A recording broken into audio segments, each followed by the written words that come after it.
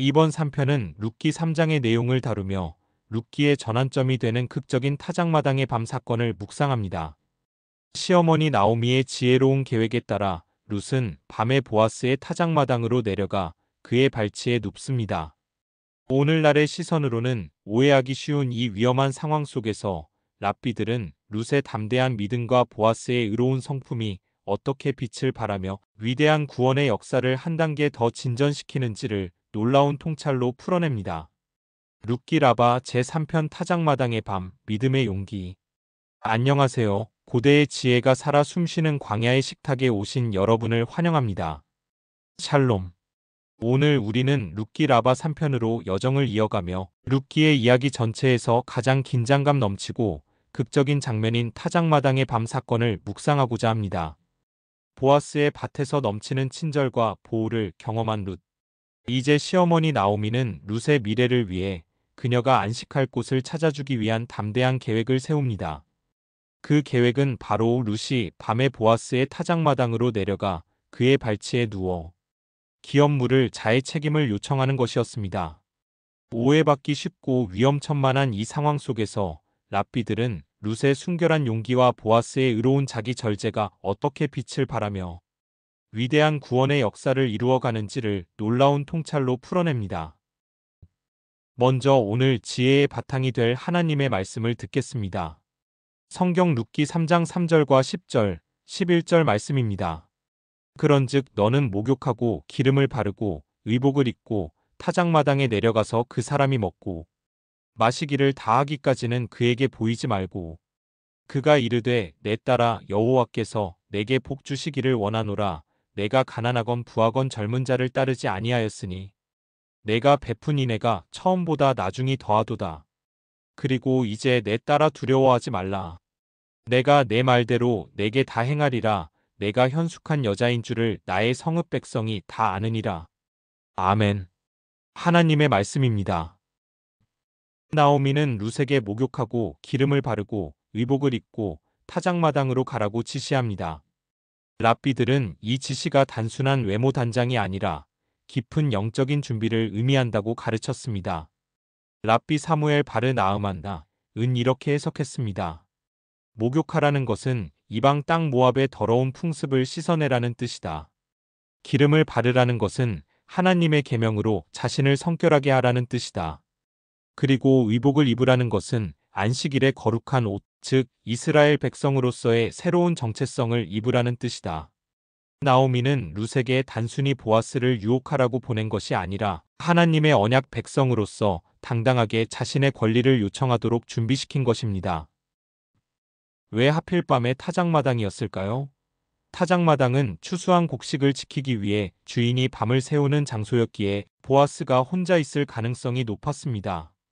또한 밤은 은밀한 시간이었기에 룻의 명예를 지켜주기 위한 나오미의 세심한 배려였습니다.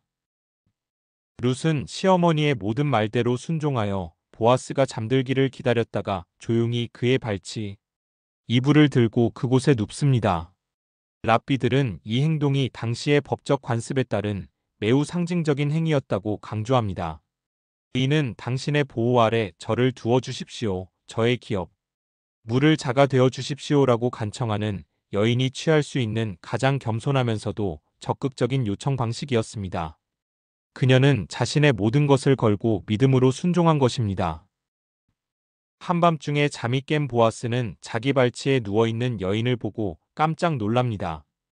이 오해받기 쉬운 상황에서 보아스의 위대한 성품이 드러납니다. 그는 분노하거나 룻을 이용하지 않았습니다.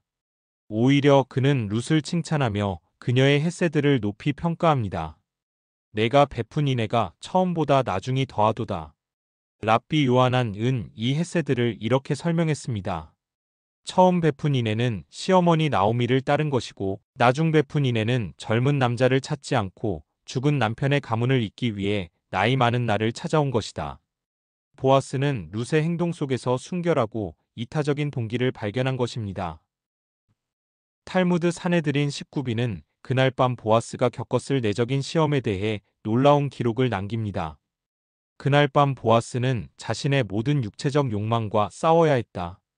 그는 스스로에게 맹세하고 또 맹세하며 살아계신 하나님의 이름으로 나는 결코 이 여인에게 손을 대지 않으리라고 다짐했다. 이처럼 랍비들은 이 타작마당의 밤을 인간의 욕망을 이겨낸 위대한 자기 절제와 순결함의 승리로 묘사합니다. 새벽이 되자 보아스는 룻이 빈손으로 돌아가지 않도록 그녀의 겉옷의 보리를 6대 대어줍니다. 왜 하필 6대였을까요?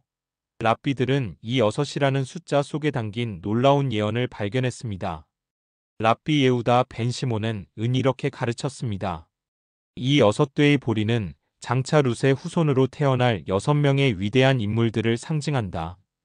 그들은 각각 6가지 뛰어난 영적 축복을 받을 것이다. 그 6명의 인물은 바로 다윗, 히스기야, 요시야, 그리고 바벨론 포로 시절의 다니엘, 하나냐, 미사엘, 아사랴이며 궁극적으로는 이 모든 축복을 완성하실 메시아를 가리킵니다. 보아스가 룻에게 준 것은 단순한 보리가 아니라 장차 이스라엘의 위대한 왕과 구원자가 그녀를 통해 태어날 것이라는 하나님의 거룩한 약속의 증표였던 것입니다.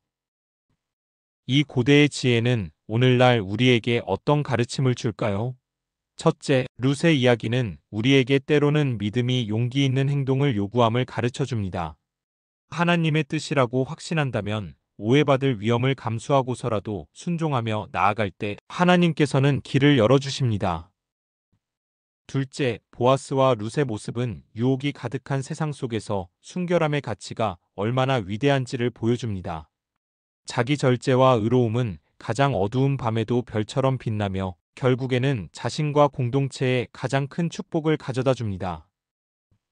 이제 이 깊은 깨달음을 마음에 품고 함께 기도하는 시간을 갖겠습니다. 거룩하신 하나님, 오늘 타작마당의 밤 이야기를 통해 위험 속에서도 믿음으로 순종한 룻의 용기와 유혹 앞에서 순결함을 지킨 보아스의 의로움을 배우게 하시니 감사합니다. 저희에게도 세상의 오해를 두려워하지 않고 주님의 뜻을 따르는 담대한 믿음을 주옵소서.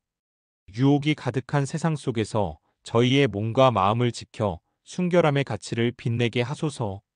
저희의 작은 순종을 통해 위대한 구원의 역사를 이루시는 주님을 신뢰하며 예수 그리스도의 이름으로 기도드립니다. 아멘. 사랑하는 여러분, 이번 한 주간 여러분의 삶에 룻과 같은 믿음의 용기와 보아스와 같은 의로운 자기 절제가 함께하기를 축복합니다. 여러분의 순결한 헌신을 통해 다윗과 메시아의 계보를 잇는 놀라운 축복의 열매가 맺히기를 간절히 소원합니다. 다음 시간에는 보아스가 기업물을 자의 책임을 다하는 감동적인 과정을 다루는 룻기 라바 사편으로 여정을 이어가겠습니다.